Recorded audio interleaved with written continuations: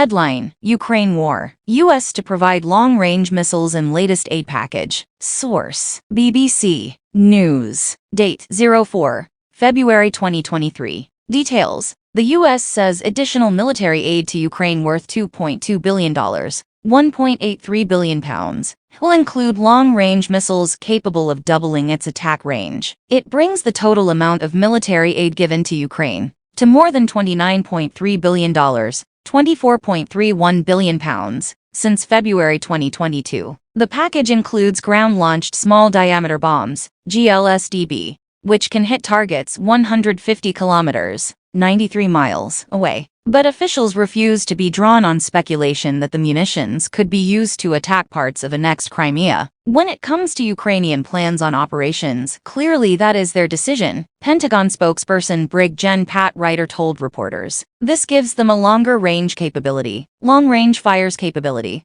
that will enable them, again, to conduct operations in defense of their country and take back their sovereign territory. Russian-occupied areas. Russia illegally annexed the Crimean Peninsula in 2014 and considers it part of its territory. But it has come under sporadic fire from Ukrainian forces in recent months. Western nations have repeatedly ruled out providing Ukraine with offensive weapons, such as fighter jets, which it could use to strike against Russia itself. In a tweet, Ukrainian President Volodymyr Zelensky thanked the U.S. and President Joe Biden for the additional aid. The more long-range our weapons are and the more mobile our troops are, the sooner Russia's brutal aggression will end, Mr. Zelensky wrote. Together with the U.S. we stand against terror. Previously, Ukraine's longest-range weapon was the HIMARS rocket system, which can hit targets at a range of up to 80 kilometers, 50 miles. Kyiv used the system to devastating effect during its counter-offensive in the south and east last year. The GLSDB also gives Ukraine forces an ability to strike anywhere in the Russian-occupied Donbas, Zaporizhzhia and Kherson regions. It also allows Ukraine to threaten Russian supply lines in the east. Manufactured by Boeing and Saab, GLSDB is a gliding rocket with a small bomb attached, capable of striking a target within 1 meter of its position. And it can be fired from a variety of weapon systems, including the HIMARS and M270 MLRS systems already in use in Ukraine. However, both the Pentagon and Boeing refuse to comment on delivery dates for the system,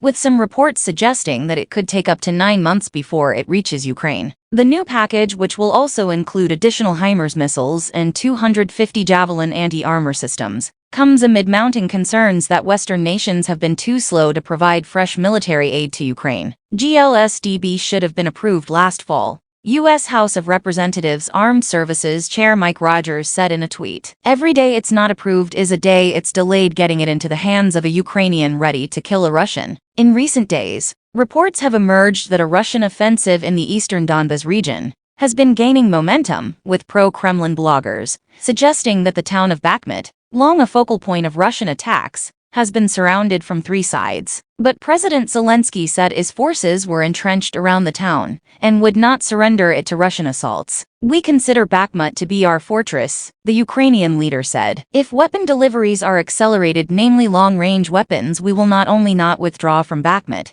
we will begin to deoccupy Donbas, which has been occupied since 2014. Mr. Zelensky said earlier that a long-rumored Russian spring offensive in the region had already begun, and his defense minister Alexei Reznikov said earlier this week that Moscow had mobilized some 500,000 troops for the renewed assault. Meanwhile, the Ukrainian leader has been holding new EU accession talks with the bloc's leaders, Commission President Ursula von der Leyen, and Council President Charles Michel, in Kyiv. Speaking after the summit, Mr. Zelensky said the leaders had reached an understanding that it is possible to start negotiations on Ukraine's membership in the European Union this year. But Ms. von der Leyen said there were no rigid timelines in place, and emphasized that Ukraine had political goals it must meet before joining the bloc. The EU has repeatedly underlined the need for Ukraine to step up its fight against endemic corruption, reform its judiciary by weeding out political interference, and strengthen its economy. Elsewhere, Germany has announced plans to send Leopard 1 tanks to Ukraine. The earlier model of the Leopard 2s, which Berlin has already promised to provide, can be delivered to Kyiv sooner than the advanced model. Thanks for watching.